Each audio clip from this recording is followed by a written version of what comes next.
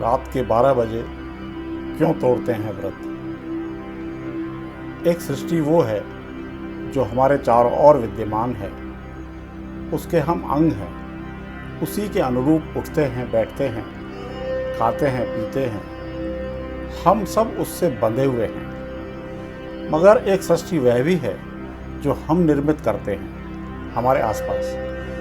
जैसी दृष्टि वैसी सृष्टि का कथन उसी संदर्भ में कहा जाता है। ऐसा नहीं है कि जैसी हमारी दृष्टि होगी पूरी की पूरी सृष्टि भी वैसी ही हो जाएगी।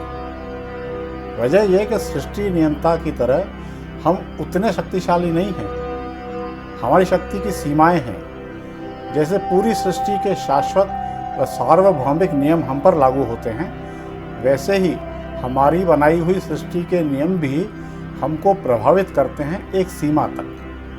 आपने देखा होगा कि कई बार मंगलवार या शनिवार अथवा किसी और वार को व्रत रखने वाले किसी पार्टी में होते हैं तो कहते हैं कि आज अमुक वार है, मेरा व्रत है, अतः रात के 12 बजे दूसरा वार शुरू होने पर ही अन्न अथवा मदिरा का सेवन कर पाऊंगा। सवाल ये उठता है कि हम हिंदू संस्कृति के तहत व्रत रखते हैं तो उसमें वार का नियम भी हिंदू संस्कृति पर लागू होगा।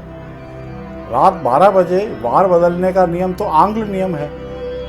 हमारे यहाँ तो सूर्योदय के समय नया वार शुरू होता है जो कि दूसरे दिन सूर्योदय तक रहता है। अर्थात कोई भी वार दिन से शुरू होता है और उसके बाद उस वार की रात आती है। इसी प्रकार इस्लामिक परंपरा में पहले रात व बाद में दिन शुरू होता है।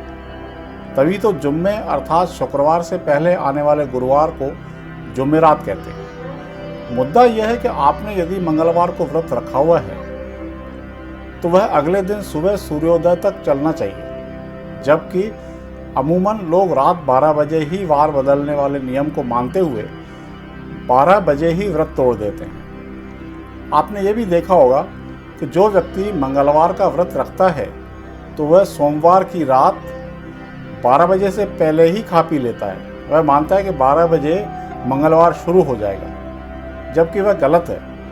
इस बात को लेकर कई बार मित्रमंडली में बहस होती हुई आपने देखी होगी। मेरा ऐसा अनुभव है कि कोई भी व्यक्ति जो भी नियम अपने लिए बनाता है वह उस पर लागू होता है। उसमें संस्कृति के अनुसार बने हुए नियम का कोई अर्थ नहीं होता।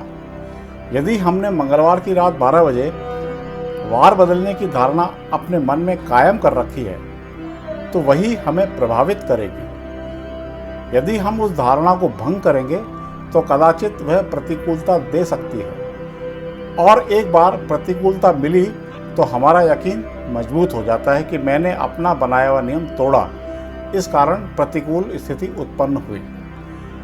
वस्तुतः यह हमारी आस्था का सवाल है। एक गीत आपने सुना होगा, मानो तो गंगा माहूं, ना मानो तो बहता पानी। ताज़ा मुद्दे पर यह पंक्ति सटीक बैठती है। मेरी नज़र में इसका मानसिक खेल यह है कि जैसे ही किसी कारणवश हम अपनी निर्मित धारणा, जिसे कि हम लघु सृष्टि भी कह सकते हैं, के विपरीत कोई काम करेंगे तो हमारे भीतर अपराध बोध उत्पन्न होगा, जो कि हमारी मानसिक शक्ति को कमज़ोर करेगा व मन में आशंका उत्पन्न होगी। कदाचित प्रतिकूल परिणाम भी हो सकता है। दूसरी ओर जिसने इस प्रकार का नियम नहीं बना रखा है तो उसे कोई नहीं फर्क पड़ता। एक और उदाहरण देखिए। परंपरागत रूप से कुछ लोग मंगलवार व बृहस्पतिवार को बाल, नाखून आदि नहीं काटते, जबकि अनेक लोग बाल काटते हैं। वे उस समय वार को कोई अहमियत नहीं देते। दोनों प्रकार के लोगों पर अपने अपने हिसाब से बनाई गई धारणा काम करती है। यह ठीक है कि जब भी मंगलवार व बृहस्पतिवार को बाल नहीं कटवाने की परंपरा शुरू हुई उस वक्त उसके कोई तार्किक आधार रहे होंगे।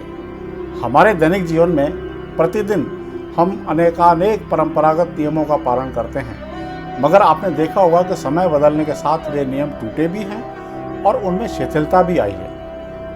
अब किसी ने नियम तोड़ा है तो उसे नुकसान हुआ ही है या होगा, और किसी ने नियम पाला है तो उसे बहुत फ़ायदा हुआ ही है या होगा। इस बारे में पक्के तौर पे कुछ नहीं कहा जा सकता। यूं नियम की बड़ी महत्ता है। इस पर विस्तार से कभी और बात करेंगे।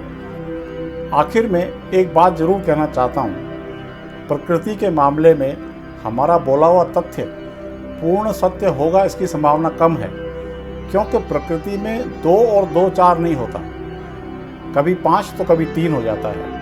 यही वजह है कि प्रकृति समझ में नहीं आती।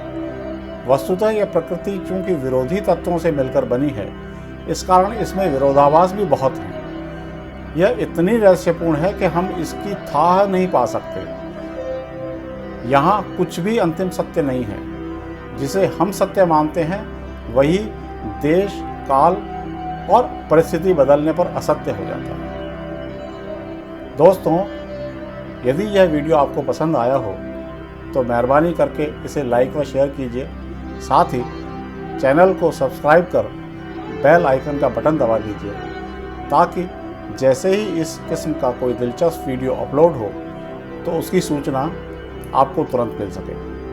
शुक्रिया।